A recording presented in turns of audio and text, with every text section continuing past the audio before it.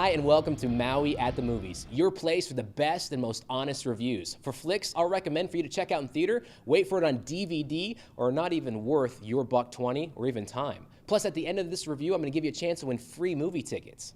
Now let's get into the movie every 13-year-old girl's been waiting to see, the Twilight Saga's Breaking Dawn Part 2, starring Kristen Stewart, Robert Pattinson, and Taylor Lautner, rated PG-13, about an hour and 55 minutes long.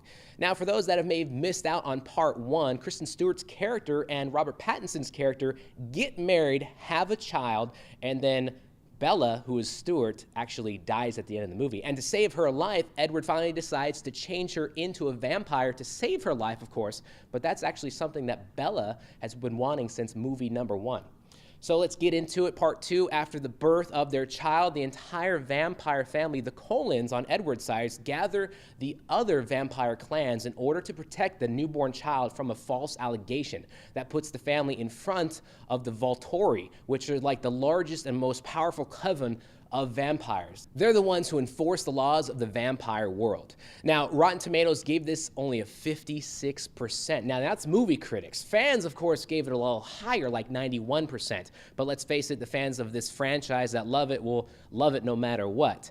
Now, critics say that the Twilight Saga Breaking Dawn Part 2 is easily the best entry in the franchise, and from what I saw last night, I can pretty much say the exact same thing. It was better definitely than Part 1, but if you've never seen any of these Twilight movies, you should definitely not start watching it. Basically, nothing can ever beat the first movie in a franchise, and I'm gonna have to agree with that one. But someone like me, I always have to see every single movie that's a sequel. So no matter what, it's probably one worth skipping. Unless you're a huge Twilight fan, you'll love this one.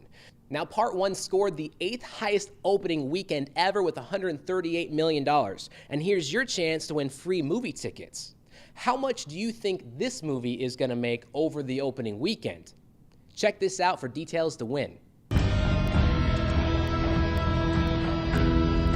All right, and next weekend, of course, the Thanksgiving holiday is going to release a slew of new movies, including Rise of the Guardians, Red Dawn, The Silver Linings Playbook, and Life of Pi. Make sure you listen up next week and tune in as we give away even more free tickets, plus the reviews on those movies. Until next week, this is Maui Hernandez, and I'll see you at the movies.